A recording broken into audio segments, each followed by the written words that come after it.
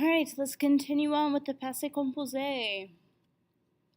So remember, all of our sentences always begin with the subject, and then in the passé composé, we'll begin with an auxiliary verb, either être or avoir, followed by a past participle. In order to form our past participle, we'll either follow one of our three regular rules, dropping the ER, add E accent aigu, dropping the IR, add an I, dropping the RE, adding a U, or it's a memorized irregular past participle. This is the exact same thing that we do in English. So for example, if we look at the sentence, I have studied, our subject is I, the auxiliary verb is have, this is a form of the English verb to have, which is of course avoir, and the past participle, our past participles in English almost always end in ed.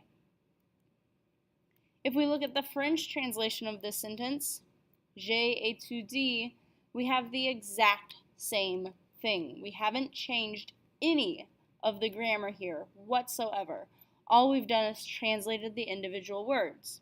So our subject I became je, our auxiliary verb have became a, and our past participle studied became étudié. It's literal translation, straight across. Remember, however, that both of these last two portions are considered the verb. The auxiliary verb and the past participle go together to form the verb of the sentence. So in English, have studied, and in French, étudié. So question 1, name the parts of the verb in the following sentence.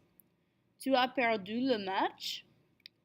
Find the auxiliary verb, and then find the past participle.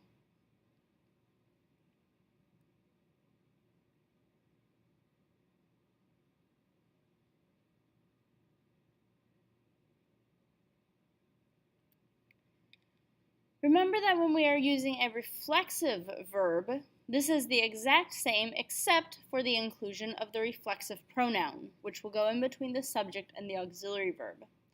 This is the first time that we see any difference whatsoever from English, because English doesn't have reflexive pronouns that go in front of verbs. We stick all of our pronouns in the objects.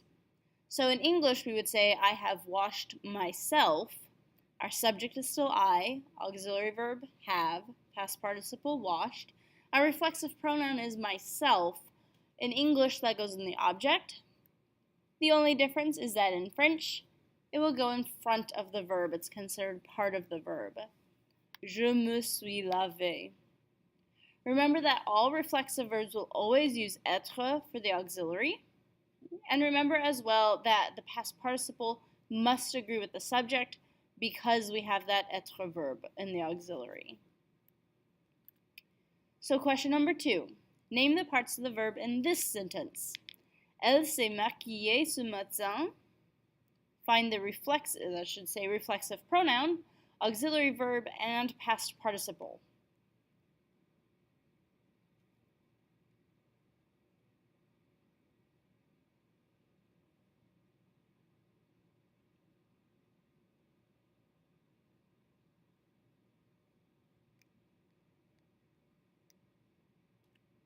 All right, to write a sentence, the single most important thing to writing any sentence in French, regardless of if it's passé composé or not, is to please think about what you are saying in English. Most French and English syntaxes, word orders, are the same. All you have to do is think about the literal translation and then figure out, does that make any sense? Yes, there are a few times where the literal translation won't work, but a vast majority of the time, if you just think it through in English, you'll figure it out in French without much problem at all. It's best to go in the order of the sentence. Don't try and jump around just because, oh, you remember how to find the past participle, oh, but that was a reflexive verb. Going in the order of the sentence will help you keep everything straight in your mind, and it'll help make sure that your word order doesn't get all kinds of messed up. We always begin with our subject.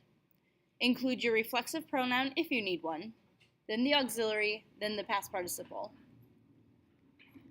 Don't worry about things like contractions, agreements, etc. until after you have the base sentence set, especially if this is a difficult concept for you.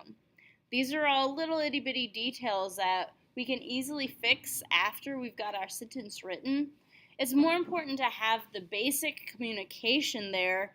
Nobody's going to get confused if you forget an E on the end of your past participle, but they will get confused if you use the wrong auxiliary verb, for example. So, question number 3. What is the single most important thing to do when writing a sentence like these passé composé sentences in French?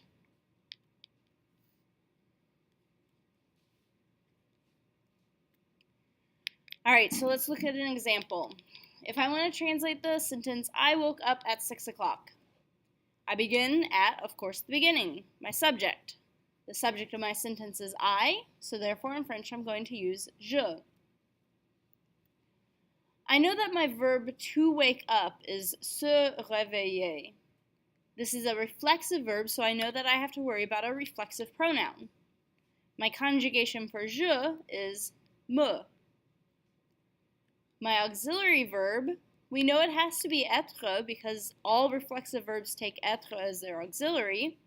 So my conjugation of être for je is suis.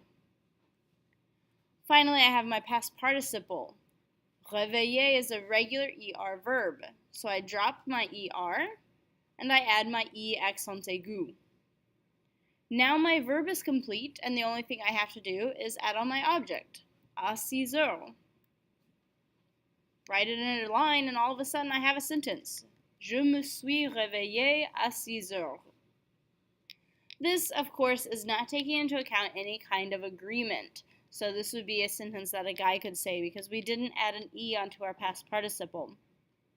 But if we were worrying about any kind of gender agreement or number agreement, that would be a simple question to ask ourselves when forming our past participle. So thinking about who is my subject, are they feminine or masculine, singular or plural, and then adding it on there as necessary. So question number 4, what are the steps to translating a sentence?